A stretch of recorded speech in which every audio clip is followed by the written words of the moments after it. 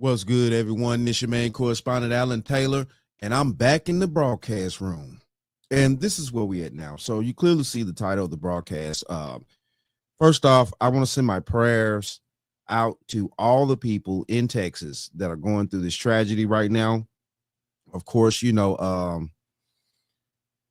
life does happen and things like that, and I don't make light of it. I've survived Katrina and other storms that we've had in the Mid-South and things like that. So yes, I definitely understand what everybody's going through and things like that. So yes, we're gonna check this out and see what's going on. Okay, quarters, nickels, and dimes, people.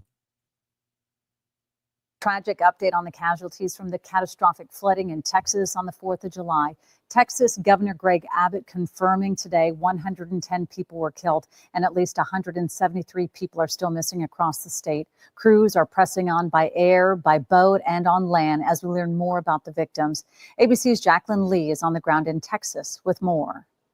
The death toll rising in Texas as officials announce more than 85 bodies have been recovered in Kerr County alone, more than 100 dead statewide. To put this into perspective, just in the Kerr and Kendall counties alone, there are far more fatalities than there were in Hurricane Harvey. Navigating difficult terrain and armed with a walking stick, hiking boots, and a lot of faith, Robert Brake Jr. has been desperately searching for his missing parents since Friday. Their cabin washed away in the floods. The Grimes Funeral Home was just set up initially as a morgue. We checked with them hourly, walking up to them, giving my parents information, the pictures. You were hoping not to see anything and hear anything. When you didn't, you had an ounce of hope. But this morning, he realized they weren't coming back home. But if my parents being gone meant the world got to be a better place, for just one day. People were kind, treated each other with kindness and love, and people prayed a little harder and brought them closer to faith. I'm willing to accept that loss. At a press conference earlier today, officials pressed about the timing of notifications during the flash flooding. Right now, this team up here is focused on bringing people home. That's our focus.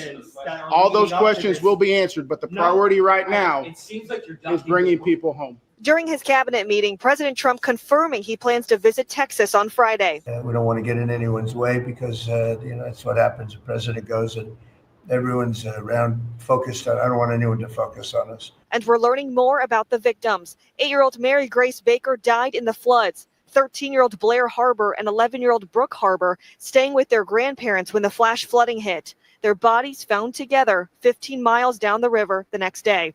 And the man you heard from earlier who is missing his parents says he will continue searching, but also to help others find their loved ones. Jacqueline Lee, ABC News, Kerrville, Texas. Okay, so yeah, they're out there trying to do their due diligence to, help each other. Definitely shout out to that. Mad love and respect to those people who are trying to, figure things out. And with this tragedy that's going on, that's a lot. That is a lot. We also seen what happened this past year, right before the election about, what was going on with those storms, North Carolina, all that area, stuff like that. I'm also wondering if, FEMA still has enough resources to go out there and help these people and things like that, because I know this past, like I mentioned, the previous storms with North Carolina and all that stuff, we was having those issues with FEMA claiming that they didn't have any resources or basically any funds and stuff like that. So I'm wondering how this is going to work here. Will FEMA be able to have enough resources and funds to help Texas and, Governor Abbott, try to, put things back in order to a degree?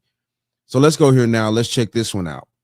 The number of people who are believed to be missing, who are not accounted for, it is a staggering figure, 161 people. What are officials doing on this front? How did they determine that number, which has been a question mark for days?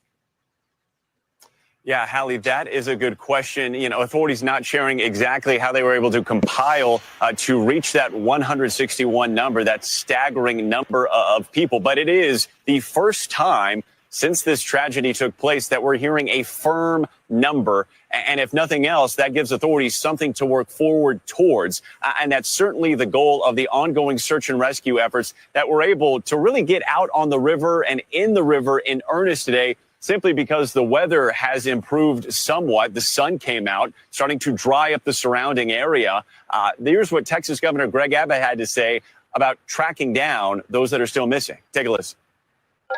Texas is in this with the people in the Hill Country right here. We are not leaving until this job is finished. So you hear the pledge from Governor Abbott there. Important to note, though, Hallie, that they could be here a very, very long time. We know that in other major floods, particularly the 1987 flood, the last real one to hit Kerrville like this, there were some people that were never recovered. And so that's certainly something to keep in mind in the days and weeks that these searches will likely continue, Hallie. We've talked about Camp Mystic. 5 girls and a counselor still missing there. It was right along the banks of the Guadalupe River. You talked with one mom and her daughter who actually escaped that night, right? One of these stories of survival.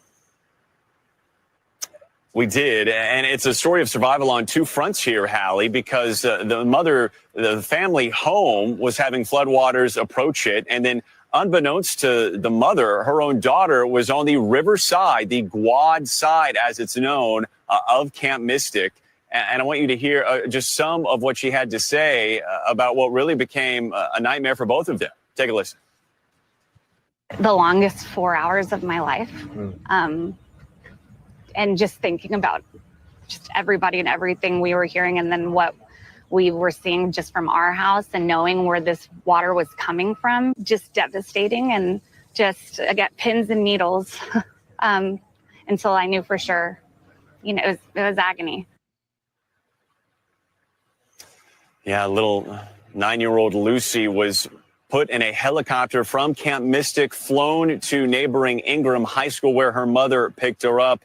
Hallie, she says she was a counselor at Camp Mystic. She's also then a parent of Camp Mystic, and her heart absolutely goes out to the parents of those 5 other campers and counselor who are still missing tonight.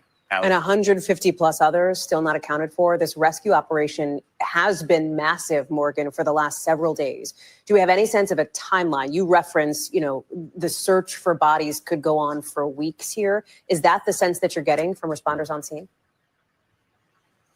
That is. And the timeline is that there is no definite timeline. They can use all of their resources they have at their disposal. We spoke to multiple volunteers today who have taken it upon themselves to go to remote stretches of the Guadalupe River to see what they can find in some of those debris piles there. But when you consider the length of the river here, Hallie, and its distance across Kerr County alone, it is a monumental task of facing these crews in the days, weeks, and potentially months ahead.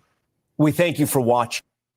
Well, so that's where we at. Shout out to all those people down there in Texas, man, that are going through this tragic situation.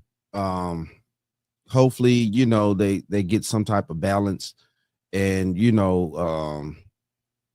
definitely, keep prayers up out there. Like, seriously, keep prayers up for everybody in that situation, because this is very serious.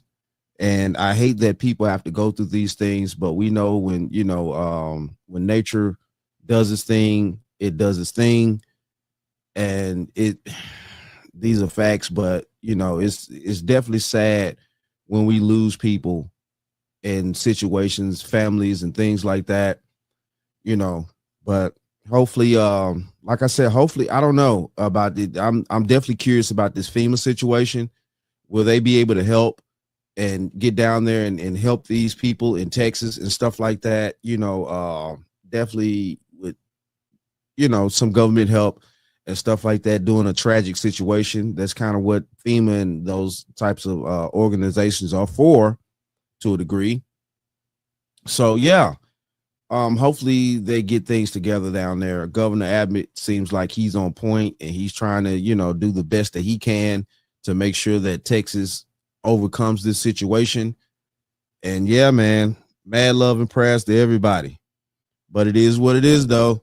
Shout out to all my subscribers. Mad love to y'all. If you're new to the channel, please hit that like, share, subscribe button. Make sure you ring that bell to be notified whenever I decide to post things. And like I always say, and that, my friends, is the bottom line. That, my friends, is the bottom line.